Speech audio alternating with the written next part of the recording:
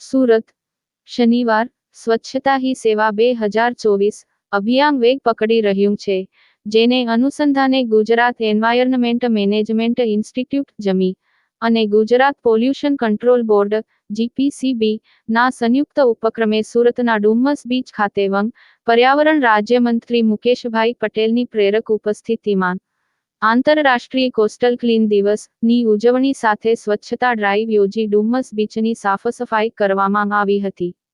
ધારાસભ્ય સંદીપભાઈ દેસાઈ પણ ઝુંબેશમાં જોડાયા હતા.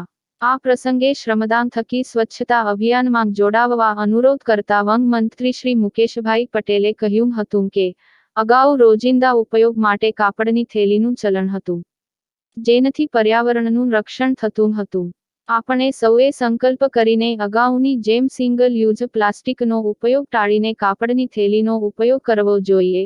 ઉપરાંત આપણી નૈતિક ફરજ સમજીને ઘરથી શરૂઆત કરીને શેરી, મહોલ્લો, ગામને સ્વચ્છ રાખવા અને સ્વચ્છતા હી સેવા અભિયાનમાં દર સપ્તાહે શ્રમદાન થકી સહભાગી થવાની અપીલ કરી હતી. સ્વચ્છતા ડ્રાઈવમાં યુવાઓએ સ્વચ્છ અને સુરક્ષિત સમુદ્રના મહત્વને સમજી બીચ સફાઈમાં સ્વયંભૂ જોડાયા હતા.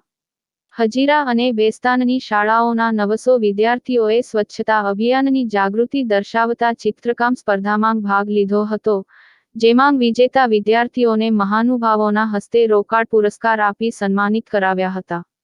આ સાથે મહાનુભાવો સહિત સ્વચ્છાગ્રહીઓએ સિગ્નેચર કરી અભિયાનમાં સહભાગિતા દર્શાવી હતી.